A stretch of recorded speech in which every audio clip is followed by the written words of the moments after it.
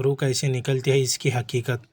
ہر ایک انسان کی زندگی ایک دن ختم ہوتی ہے اور اس وقت انسان کی روح اس کے جسم سے جدا ہو جاتی ہے، لیکن سوال یہ آتا ہے کہ روح کیسے نکلتی ہے۔ اسلامک نظریے سے روح کے نکلنے کی ایک مکمل طور پر جانکاری اور روحانی احساس کے بارے میں اچھے سے جانیں گے۔ اس پوسٹ میں ہم جانیں گے کہ روح کیسے نکلتی ہے، اس کے ساتھ کیا ہوتا ہے اور مرنے کے بعد کی دنیا کا سفر کیسا ہوتا ہے۔ دوستو، آج کی اس پوسٹ میں ہم تفصیل سے سمجھیں گے کہ انسان کی موت کے وقت اس کے جسم سے روح کیسے نکلتی ہے، موت کیسے آتی ہے، کس طرح فرشتے انسان کی روح کو قبض کرتے ہیں اور کیا عالم ہوتا ہے۔ ان سوالوں کا اور جو بھی روح کے تعلق سے سوال آپ کے ذہن میں ہو ان کو قرآن اور حدیث سے سمجھیں گے کہ روح کیسی نکلتی ہے۔ نمبر 1، روح کیا ہے؟ روح اللہ کی بنائی ہوئی ایک نورانی مخلوق ہے جو انسان کے جسم کو زندگی دیتی ہے۔ اس کے تعلق سے اللہ پاک قرآن مجید میں ارشاد فرماتا ہے، اور وہ تم سے روح کے بارے میں پوچھتے ہیں، کہہ دو کہ روح میرے رب کے حکم سے ہے۔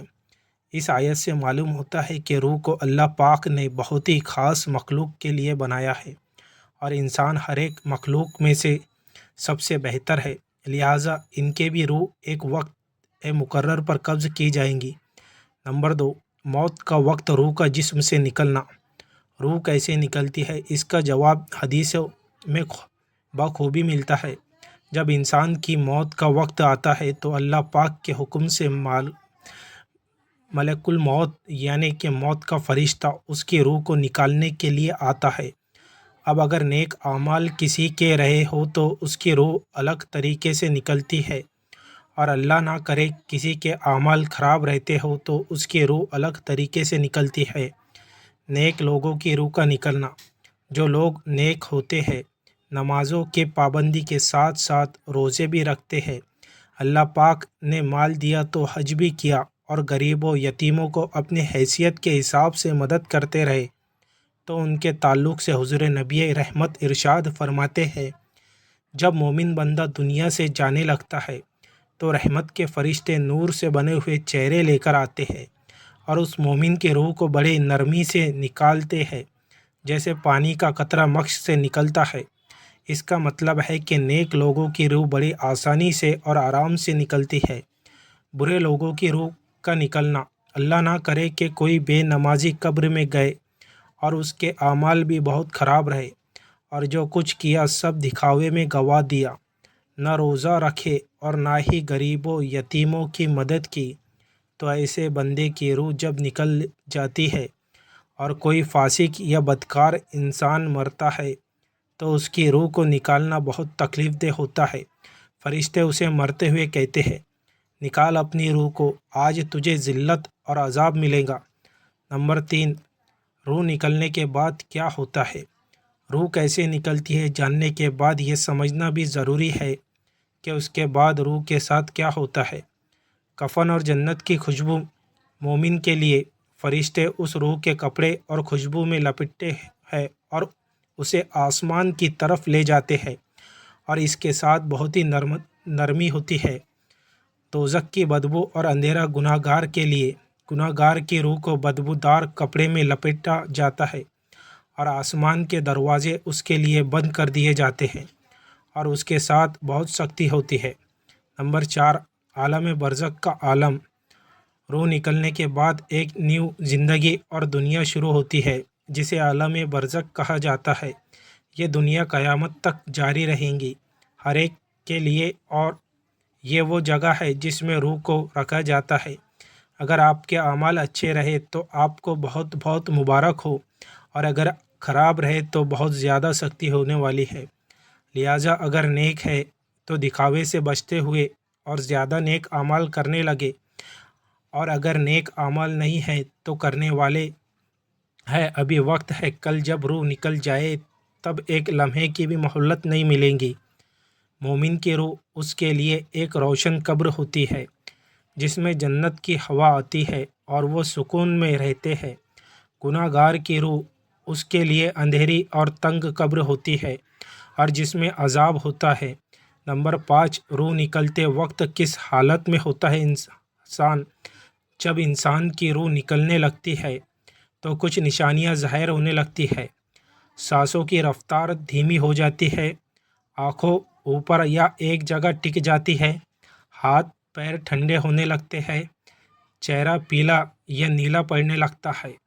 یا کچھ عام نشانیاں ہیں کہ جس وقت جسم سے روح جدا ہونے لگتی ہے تو عام طور پر یہی حالت بن جاتی ہے، لیکن جس بندے نے نیک اعمال کیے، ماں باپ کو راضی رکھا، بیوی کے حکم ادا کیے اور اپنے بچوں کی نیک تربیت کی تو وہ بڑے ہی سکون میں رہتا ہے اور یہ رہتی ہے، اور یہ کوئی چیز اس کے ساتھ نہیں ہوتی بلکہ اس کے چہرے پر ایک روحانی نور آ جاتا ہے۔ نمبر 6، روح نکلنے کے وقت کی دعا۔ ہمارے پیارے نبی حضور نبی رحمت ارشاد فرماتے ہیں کہ مرنے والے کے پاس یہ دعا کرنی چاہیے، جس کے معنی ہے کہ اے اللہ پاک اسے معاف فرما اور اس پر رحم کر۔ یہ پڑھ کے لا الہ الا اللہ مرتے وقت یہ کلمہ پڑھنا بھی بہت فضیلت والا ہے۔ اس کے علاوہ جب دیکھو کسی کی آخری سانس چل رہی تو پھر اس کے سرہانے بیٹھ کر سورہ یاسین کی تلاوت کرو، کیونکہ نہ جانے کا وقت بہت نازک ہوتا ہے، شیطان بہت زور لگاتا ہے کیسے بھی کر کے اس کے بہکا دیا جائے، لیکن جب آپ سورہ یاسین پڑھو گے تو شیطان اسے سنتے ہی بھاگ جائے گا۔ نمبر 7، موت کا درد کیسا ہوتا ہے؟ موت یعنی نزا کے وقت کا عالم بہت ہی خطرناک ہوتا ہے، اور ہمارے پیارے پیارے آقا حضور نبی رحمت ارشاد فرماتے ہیں کہ موت کا درد اس وقت ایسا ہوتا ہے جیسا کوئی لوہے کی کانٹے دار چیز انسان کے جسم سے نکالی جا رہی ہے۔ یہ درد صرف روح کے محسوس کرتی ہے، لیکن کبھی کبھی چہرے سے بھی ظاہر ہو جاتی ہے۔ اگر گناہ گار ہوا تو اور اگر نیک ہوا تب بھی آپ اس کے چہرے کے سکون کو دیکھیں، اس کی جیت کا اندازہ لگ سکتا ہو اور خود کو تسلی دے سکتے ہو۔ نمبر 8، قرآن اور حدیث میں روح کا تذکرہ۔ کئی جگہوں پر قرآن شریف میں اور حدیث پاک میں روح اور موت کا ذکر آتا ہے۔ یہ کچھ آیتیں اور حدیث ہے جن سے آپ علم حاصل کریں، جیسے کہ قرآن شریف میں اللہ پاک ارشاد فرماتا ہے سورہ واقعہ میں کہ جب جان گلے تک پہنچ جاتی ہے، اسی طرح حدیث شریف میں آتا ہے کہ تم ویسے ہی مرو گے جیسے جیو گے، اور ویسے ہی اٹھائے جاؤ گے جیسے مرے ہو۔ تو یہ کتنی بڑی بات ہے کہ جیسے آپ جیو گے ویسے ہی مرو گے۔ اللہ نہ کرے کسی کو شراب کی عادت ہو تو اسی کے نشے میں، اور کسی کو زنا کے گناہ کی بیماری ہو تو اسی حالت میں یعنی کہ ناپاک ہی مرے گا۔ میرے پیارو، یہ غور کرنے والی ہے اور بہت زیادہ توجہ دینے والی ہے۔ اگر ہم چاہتے ہیں کہ ہمارے آخرت سنور جائے تو ہمیں چاہیے کہ کسی بھائی یا بہن کا دل نہ دکھائے اور اچھے اعمال کرے۔ نمبر 9، روح اور انسان کا تعلق۔ انسان کی اصل پہچان اس کی روح سے ہے۔ جب روح نکل جاتی ہے تو جسم ماٹی یعنی مٹی بن جاتا ہے، اور یہی وجہ ہے کہ اسلام میں روح کی پاکی اور اس کی حفاظت پر زور دیا جاتا ہے۔ اسی لیے کہا جاتا ہے کہ جس طرح انسان کے شریر کو کھانا کھانے سے طاقت آتی ہے، ٹھیک اسی طرح انسان کی روح کو ذکر خدا کرنے سے طاقت آتی ہے، اور جو بندہ یا بندی جتنے زیادہ ذکر خدا کرتا ہے یا کرتی ہے تو اس کا رب سے کنیکشن اتنا ہی زیادہ اچھا اور مضبوط جڑتا ہے۔ نمبر 10، کیا روح لوٹ سکتی ہے؟ ہمارا قرآن اور رب کا فرمان یہ بتاتا ہے کہ جب کسی انسان کی روح جسم سے جدا ہو جاتی ہے تو اس کے بعد دنیا میں واپس نہیں آتی، یعنی کہ ایسا نہیں ہوتا کہ کسی دوسرے بچے کی پیدائش میں جڑ کر آ جائے۔ ایسی باتوں کا اسلام سے دور دور تک کوئی تعلق نہیں ہے۔ کچھ لوگوں کو ان کے اچھے یا برے اعمال کی صورت میں سپنوں میں ان کی روح کا دیدار ہو سکتا ہے۔ اور خواب کا مسئلہ، یہ یاد رکھیں کہ پہلے کے مسلمانوں کا ایمان بہت مضبوط تھا، لیکن آج اکثر مسلمانوں کا ایمان بہت کمزور ہے۔ اس لیے آج کے دور میں جو بھی خواب زیادہ تر لوگوں کو آتے ہیں، ان میں سے زیادہ تر ان کو غور اور فکر اور ان کے رہنے سہنے کے طریقوں کی بنیاد پر آتے ہیں۔ حقیقت کے بھی آتے ہیں، لیکن بہت کم لوگ کو خلاصۂ کلام روح کیسے نکلتی ہے؟ اس سوال کا جواب اسلامی حدیثوں اور قرآن کی روشنی میں بڑا گہرا ہے۔ اثردار مومن کی روح تکلیف میں ہوتی ہے، اور موت سے پہلے اپنی روح کی تزکیہ اور پاکی کرنا ہر مسلمان کا فرض ہے تاکہ آخر سفر آسان ہو۔